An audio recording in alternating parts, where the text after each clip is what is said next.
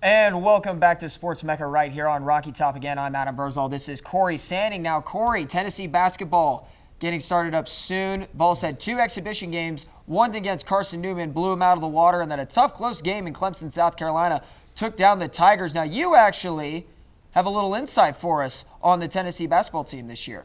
Yes, I do. I've watched them play. I've watched them since media day. I've watched them practice, and they look, I'll tell you, years past, this team, not high expectations. No one had them. This year, I think they may surprise some people. I really do. Let's take a look at what Cory found out about the Tennessee basketball team for the 2017 and 2018 season.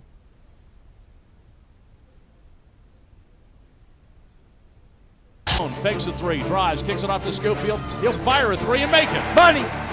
Schofield from the baseline is 9:48. Corner, foul, fires, hits. That's the Tennessee men's basketball team is heading into arguably its most intriguing campaign in years. On one side, you have a talented, experienced group of players returning. On the other side, you have a relatively disappointing campaign to bounce back off of. But if there's anything telling from Thursday night's 86-44 exhibition win over the Carson Newman Eagles, is that both Coach Rick Barnes and the players are holding themselves to a higher standard this year. Bolstered by a dynamic backcourt that includes talents such as Jordan Bone, Lamonte Turner, Jordan Bowden, and Admiral Schofield, the Vols will be looking to get more production from their frontcourt members as they look to push further than their bitter SEC tournament loss a year ago. A relatively smaller team in years past, the Vols now boast multiple players 6'7" or above on their roster.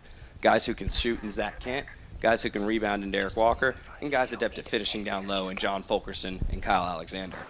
Only time will tell how dynamic this group will become, but if there's anything we've learned from years past, is that having a dynamic center can definitely change your fortune come tournament time, such as the guy standing next to me did so many years ago. Also among those returning is sophomore Grant Williams, one of the team's most impactful players from last season. That, along with the talented little newcomers who have shown grit and determination, should make for long nights for opposing frontcourts. Now Tennessee will kick off regular season play this Friday night when they host Presbyterian here at Thompson-Boiling Arena. Many SEC media pundits are picking the Vols to fix second to last in the conference, but others have high hopes. Only time will tell how good this Vols team will be, but if there's anything we've learned, is that they definitely love overcoming a challenge. Reporting for Sports Mecca, I'm Cory Sanding, TVC. And thank you, Cory. It's amazing you got back here in time for us to come back and you changed clothes. Amazing. So again, like you said, Vols opening up against Presbyterian College this week. I will say this about the Vols. They do have more size and more athleticism on the team this year from recruiting-wise. Oh, definitely. They have a ton more size. Like I said, last year they had, one guy that was above 6'7", and that was Kyle Alexander. This year they have 4. You have Zach Kent, Derek Walker. You still have Grant Williams, who's arguably their most impactful player, and you're going into a season where you have a talented group of guards. This group of guards is so deep that they have 4 legit options at point guard. They have so many options on the wing. This could be one of the most talented teams we've had in years in terms of men's basketball, maybe since the 2010 Elite 8 team. Now, I will say this about Tennessee basketball. You know, we can argue size all we want, but I'm more of a backcourt guy. If the Tennessee Volunteers want to succeed, it's up to the 2 Jordans, and that's Jordan Bone and Jordan Bowden. I think that they are the key for Tennessee this year if they want to make a tournament run. Now, looking at Tennessee, I do think that they have the talent to make a tournament run. In the East, I honest to God believe that they are the 3rd best team in the East behind Florida and behind Kentucky. I do think that they're going to make a bubble run. I think they're going to be on the bubble, and at the end of the day, it really is going to come down to tournament time. It's going to depend how far Tennessee goes into the tournament. My opinion, I think they can get a 9 seed. I definitely agree, and I'm right around the 9th seed. I think that sounds about right. And these SEC media pundits that are predicting them to finish 13th in the conference, get out of here with that. There's no way. This is too deep of a backcourt. You have Jordan Bone, who's a dynamic, capable player who can score, who can pass. He had 19 assists to 2 turnovers in the games against Clemson and Davidson.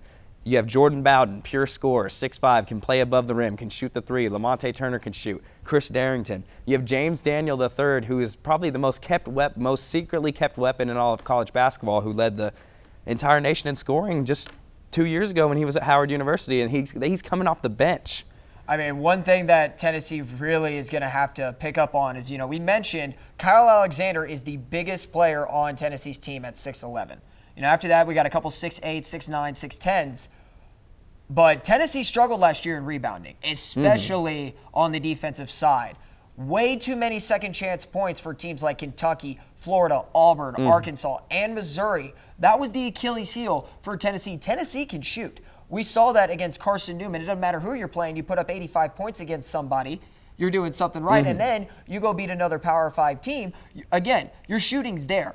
It's can you rebound against some of these bigger teams, especially with really hard non-conference schedules. Purdue, North Carolina, Georgia Tech. All those teams right there are going to give the Vols a challenge. And if they want to dance in March, they're going to have to beat those teams. They really are going to have to. Oh, they're going to have to at least put you in competition with them. Like you said, they have no guys. Kyle Alexander is the tallest guy on the team, but one person that I will keep an eye on this year is Derek Walker. Like you said, he's only 6'8", but this guy has a massive frame and a massive center of gravity. He can bully people down low. I've seen him do it in practice. I've seen him do it in the Carson Newman game. He didn't score many points, but if he can get those boards, if he can grab on Kyle Alexander, use his height, they can draw defenses in. They can kick out open shooters all day. We've seen them. They can drain three-pointers with the best of them. Now, who do you think needs to emerge themselves as the leader for the Tennessee Volunteers this year? Well, I'm going to go with this may surprise some people, but despite Grant Williams, in my opinion, being their best all-around player, I think that it's Admiral Schofield, and you really get that aura by being around this team. Schofield has stepped up and taken the lead. You ask every single player who was in the gym the most this summer. Admiral Schofield. Who's put in the most work? Admiral Schofield. Who has the biggest voice? It's Admiral Schofield.